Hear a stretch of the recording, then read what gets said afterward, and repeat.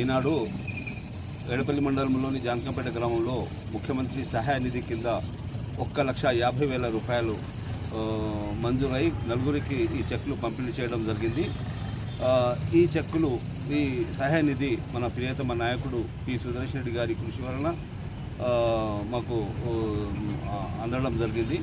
కావున మేము జానకంపేట గ్రామం తరఫున, కాంగ్రెస్ పార్టీ తరఫున మన ఎమ్మెల్యే గారికి ధన్యవాదాలు, కృతజ్ఞతలు తెలియజేసుకుంటున్నాము.